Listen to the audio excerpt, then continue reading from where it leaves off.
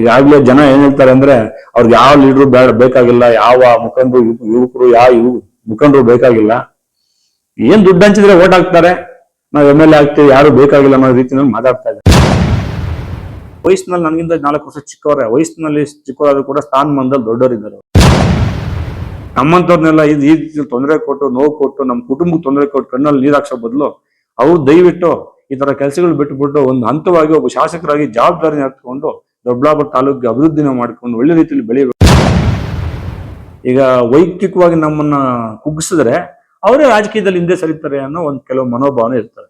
ಜನಗಳ ಮಧ್ಯೆ ನಮ್ಮನ್ನ ಕೆಟ್ಟದಾಗಿ ತೋರಿಸ್ಬಿಟ್ರೆ, ಇವನ್ ಸರಿ ಇಲ್ಲ, ಇವನ್ ಹಿಂಗಂತೆ ಹಂಗಂತೆ ಜನಗಳಿಗೆ ತೋರಿಸ್ಬಿಟ್ರೆ ಕೆಟ್ಟದಾಗಿ, ಜನನೇ ಇವನ್ನ ತಿರಸ್ಕಾರ ಮಾಡೋ ತರ, ಜನನೇ ಬಹಿಷ್ಕಾರ ಮಾಡೋ ತರ ಮಾಡೋ ಅಂತ ಕೆಲಸವನ್ನ ಇರ್ಬೋದೇನೋ. ಒಂದಿನ ರಾಜರೇ ಆಳ್ವಿಕೆ ಮಾಡಿ ಎಲ್ಲ ಮಣ್ಣಾಗಿ ಹೋಗ್ತಿದ್ದಾರೆ. ಯಾವ ಮಿನಿಸ್ಟ್ರು, ಯಾವ MLA, ಯಾವ ಶಾಸಕರು ಯಾರು ಈ ದೇಶದಲ್ಲಿ ಭೂಮಿ ಮೇಲೆ ಶಾಸಕರು ಯಾರು ಉಳಿಯಲ್ಲ. ನಾನು ಉಳಿಯಲ್ಲ, ಅವರು ಉಳಿಯಲ್ಲ, ಯಾರು ಉಳಿಯಲ್ಲ.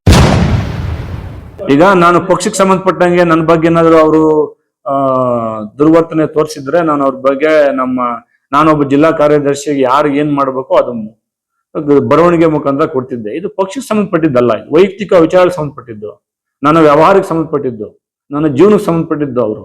ಅವರು ಇದರ ವೈಯಕ್ತಿಕವಾಗಿ ಪರ್ಸನಲ್ ಆಗಿ ಹ್ಯಾಂಡಲ್ ಮಾಡಿದ್ದಾರೆ. ಇದನ್ನೆಲ್ಲ ಪಕ್ಷದ ಮುಖಾಂತರ ಹ್ಯಾಂಡಲ್ ಮಾಡಿಲ್ಲ. ಅವ್ರೇನು MLA ಆಗಿ ಮಿನಿಸ್ಟರ್ ಆಗಿ ಸರ್ಕಾರ ನಮ್ದಿಲ್ಲ.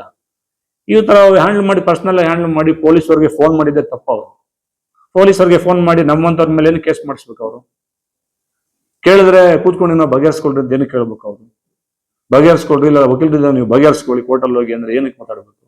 ಯಾರಿಗೆ ಅನ್ಯಾಯ ಆಗಿದೆ ಅವ್ರು ನ್ಯಾಯ ಕೊಡಿಸ್ಬೇಕು.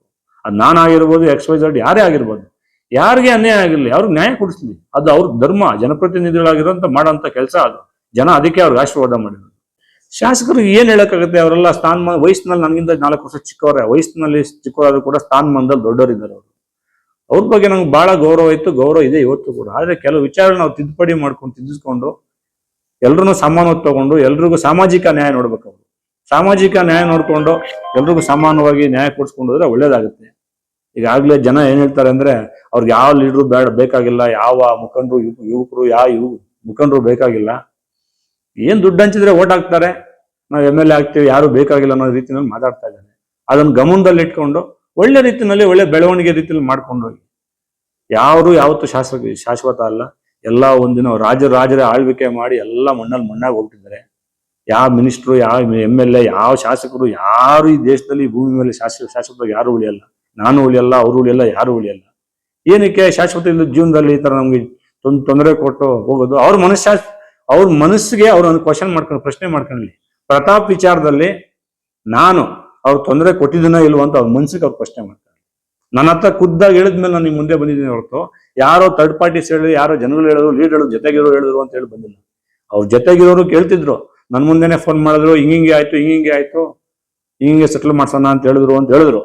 ಆದ್ರೆ ನಾನು ಅವ್ರು ಖುದ್ದಾಗಿ ಫೋನ್ ಮಾಡಿದಾಗ ಈಗ ಅವ್ರ ಮನ್ಸಲ್ಲಿ ಏನೂ ಇಲ್ಲ ಅಂದಿದ್ರೆ ನನ್ನ ಬಗ್ಗೆ, ಇಲ್ಲ ಒಳ್ಳೆ ಕಾರ್ಯಕರ್ತ ಅಂತ ಒಂದು ಒಳ್ಳೆ ಅಭಿಪ್ರಾಯ ಇದ್ದಿದ್ರೆ, ಇಲ್ಲ ಡಾಕ್ಯುಮೆಂಟ್ಸ್ ನೋಡಿ ಪರಿಶೀಲನೆ ಮಾಡೋಣ ಬಾಪ, ಈಗ ದಾವಣಗೆರೆ ಬೈ ಎಲೆಕ್ಷನ್ ಹೋಗ್ತಾ ಇದ್ದೀನಿ, ಅದು ಮುಗಿದ್ಮೇಲೆ ಮಾತಾಡೋಣ ಅಂತ ಹೇಳ್ಬೋದಾಗಿತ್ತು. ಇಲ್ಲ ಇಬ್ಬರು ಮುಖಾಮುಖಿ ಕುಂಡಿಸ್ಕೊಂಡು ಯಾರು ದಾಖಲೆ ಇದೆ, ಯಾರಿಗೆ ಅನ್ಯಾಯ ಆಗಿದೆ ಅವ್ರು ನ್ಯಾಯ ಕೊಡಿಸ್ಬೋದಾಗಿತ್ತು. ಇದಕ್ಕೆ ಪೊಲೀಸ್ ಅವ್ರಿಗೆ ಫೋನ್ ಮಾಡಿ ಎಲ್ಲ ನಿಮ್ಗೆ ನ್ಯೂಸ್ ಅಲ್ಲೂ ಗೊತ್ತಾಗ್ತಾ ಇದೆ, ವಿಡಿಯೋಗಳಾಗ ಗೊತ್ತಾಗ್ತಾ ಇದೆ. ನಾನು ಏನ್ ಸರ್ ರೌಡಿಸಮ್ ಇದ್ದು ಅಂತ ಪೊಲೀಸ್ ಅವ್ರನ್ನ ಕೇಳ್ತೀನಿ, ಅವಾಗ ಕಾರ್ ಪುಡಿ ಹಾಕಿ ಹೊಡಿತಾರೆ. ಈ ಹಂತಕ್ಕೆ ಹೋಗಿರೋ ಅಂತದ್ಮೇಲೆ ಅವ್ರಿಗೆ ಏನಕ್ಕೆ ಸಪೋರ್ಟ್ ಮಾಡಿ ನಮ್ಮ ಮೇಲೆ ಇನ್ನೊಂದು ಕೌಂಟರ್ ಎಫ್ ಐ ಆರ್ ಮಾಡಿಸ್ಬೇಕಾಗಿತ್ತು? ಅವ್ರ ಉದ್ದೇಶ ಏನಿದ್ರಲ್ಲಿ?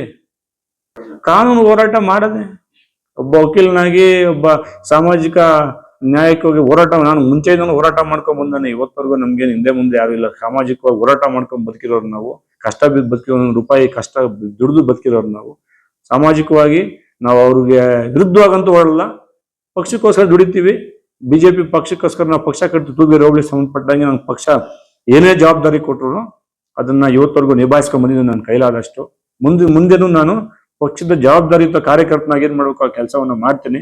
ಅವ್ರ ಜವಾಬ್ದಾರಿ ಅರ್ಥಕೊಂಡು ಅವ್ರ ಮುಂದೆ ನಾವೇನಿಲ್ಲ, ಅವ್ರ ಕಾಲಿನ ಧೂಳಿನ ಸಾಮಾನು ನಾವು ಅಂತ. ನಮ್ಮಂತವ್ರನ್ನೆಲ್ಲ ಈ ತೊಂದರೆ ಕೊಟ್ಟು, ನೋವು ಕೊಟ್ಟು, ನಮ್ಮ ಕುಟುಂಬಕ್ಕೆ ತೊಂದರೆ ಕೊಟ್ಟು ಕಣ್ಣಲ್ಲಿ ನೀರ್ ಹಾಕ್ಸೋ ಬದಲು ಅವ್ರು ದಯವಿಟ್ಟು ಈ ತರ ಕೆಲಸಗಳು ಬಿಟ್ಟುಬಿಟ್ಟು ಒಂದು ಹಂತವಾಗಿ ಒಬ್ಬ ಶಾಸಕರಾಗಿ ಜವಾಬ್ದಾರಿ ಅರ್ಥಕೊಂಡು ದೊಡ್ಡಬಳ್ಳಾಪುರ ತಾಲೂಕಿಗೆ ಅಭಿವೃದ್ಧಿನ ಮಾಡ್ಕೊಂಡು ಒಳ್ಳೆ ರೀತಿಯಲ್ಲಿ ಬೆಳೆಯಬೇಕು ಅಂತ ನಾನು ಕೇಳ್ತೀನಿ.